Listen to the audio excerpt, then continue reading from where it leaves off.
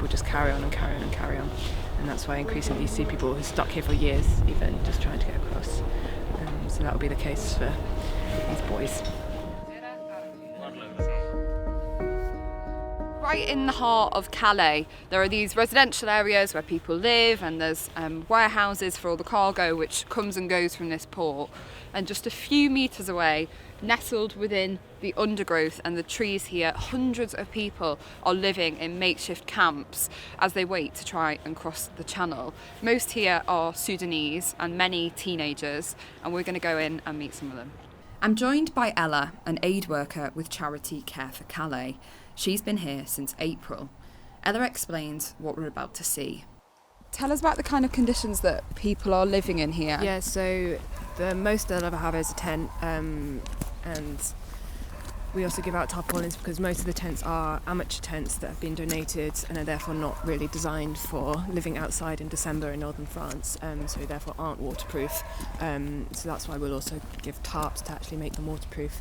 But then see that there's very frequent police clearances every 48 hours that will clear them all away, and then people often will have to either share with a friend or just have what little tarpaulin or whatever that they can find to sleep outside.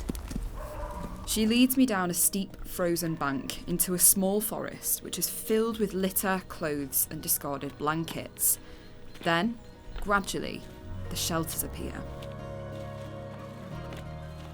Across northern France, up to 1,800 people are living in makeshift shelters, built from blue tarpaulin, wooden pallets and blankets. The first shelter we arrive at is housing a group of teenagers from Sudan. They're burning planks of wood and plastic to keep warm, and invite us to sit down and talk with them. They tell us that they're all 16 or 17 and fled their homes when the war began in Sudan in May 2023. They've been in the camp for up to 4 months, all through the depths of winter. They say that reaching the UK is their dream, but they've run out of money. They can't pay the people smugglers to get in a small boat, so every day they try and jump in the back of lorries crossing to the UK. And it's almost impossible now to cross to the UK in a lorry because they have a lot of high-tech scanning devices for all the lorries. They x-ray every single lorry. They have dogs. They have very thorough searches of the lorry, so it's very rare that people get through on lorries, so they will always just get chucked out and returned back, and so people just carry on and carry on and carry on. And that's why increasingly you see people who are stuck here for years, even just trying to get across. So that will be the case for these boys.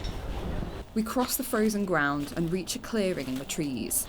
The barren land's been converted into a makeshift village. But all of this has happened in just one night. Every 48 hours, French police clear the area, seizing tents and belongings. It was something we witnessed firsthand the day before, when a convoy of 8 police vans stormed into the camp while everyone was out getting food from a charity. It's also happened here. Another group of Sudanese boys tell us they arrived home to find their tents gone and have had to build new shelters out of whatever they could find. Ella leads us further into the camp and explains why this landscape is so barren. Summer, this used to be thick undergrowth and several little camps all up here and all the way down here, and it was actually nice is not the right word, but like much better than it is now, just because people had a lot more shelter from the elements, but also they were able to hide their things a bit more. There was a huge eviction a couple months ago, and the police came in and bulldozed everything. They've dug up all of the earth. They've made these ditches. These ditches never used to be here. They've chopped down a lot of the trees, so it's just completely open, so people can't hide, and they're also just way less protected from the winter. There is litter absolutely everywhere here. You can see blankets which have been trodden into the ground after being put down to try and soak up the mud during really wet periods. There's a lot of plastic, there's food packaging, there's even shoes, but there's no place to put the litter here. So the people we've spoken to say that they can't find a bin, there aren't any bins supplied. So effectively what happens is they have to dispose of it here, and it builds up into the situation that we've got now. As we leave the camp, more and more shelters appear, and each time they're dismantled, they're rebuilt again.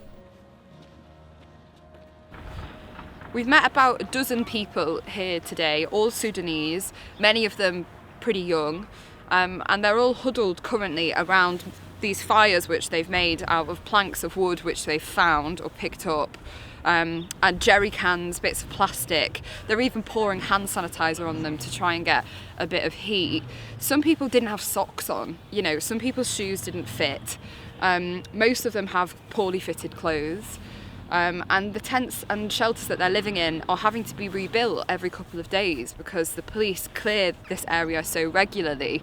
You'll be able to tell from the colour of my hands, and you'll probably see my breath, how cold it is here. It's not gone above freezing, at least the duration of our trip.